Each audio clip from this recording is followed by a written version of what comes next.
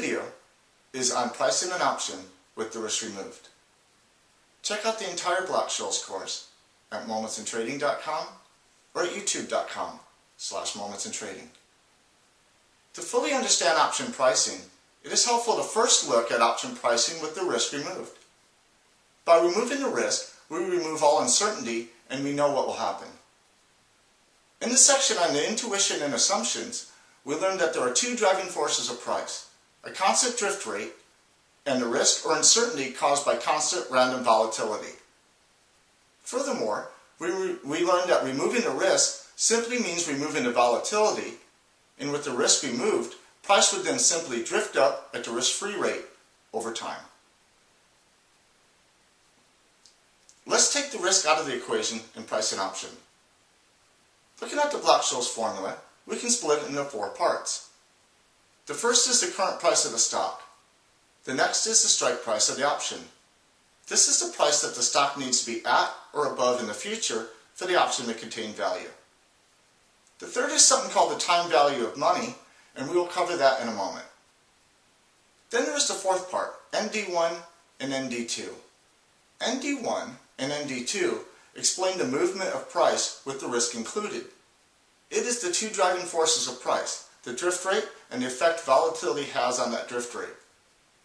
It is in fact a probability odds calculation based on past price movement, which we will cover in the section on pricing with risk.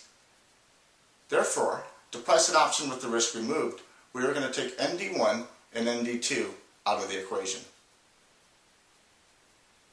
Remember that with the risk removed, price will simply drift up at the risk-free rate.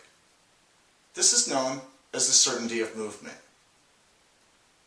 Looking at a chart, we have the strike price of the option and we have today's price of the stock. We need to calculate out what the price of the stock will be in the future when the option expires by continuously compounding today's stock price at the risk-free rate.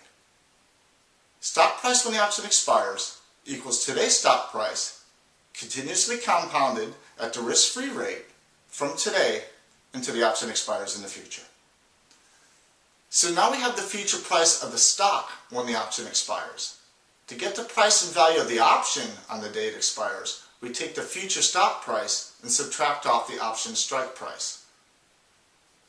Future option value and price equals future stock price minus the strike price.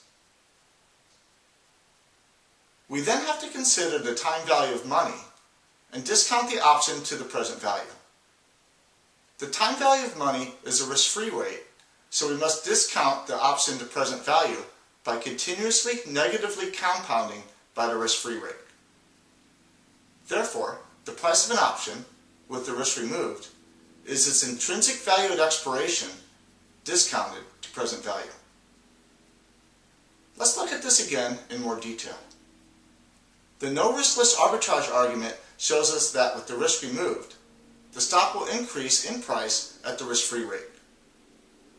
Therefore, we take today's stock price and continuously compound it at the risk-free rate to find out what the stock price will be in the future when the option expires. We then subtract the option strike price to get the option's future intrinsic value. Again, this is not today's value. It is the option's value at expiration. To get the price of the option today, the option is discounted to present value by negatively compounding the future value by the risk-free rate. Notice again that, with the risk removed, the price of the option is the intrinsic value of the option at expiration discounted to present value. It is also important to note that with the risk removed, an option with a higher strike price, what is called an out-of-the-money option, has no price or value at all.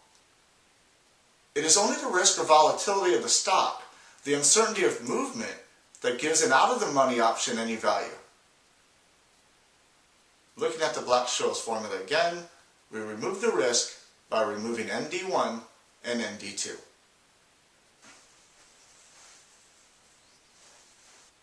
Price increases at the risk-free rate. The strike price is subtracted, The value is discounted to present value. The formula is distributed and simplified.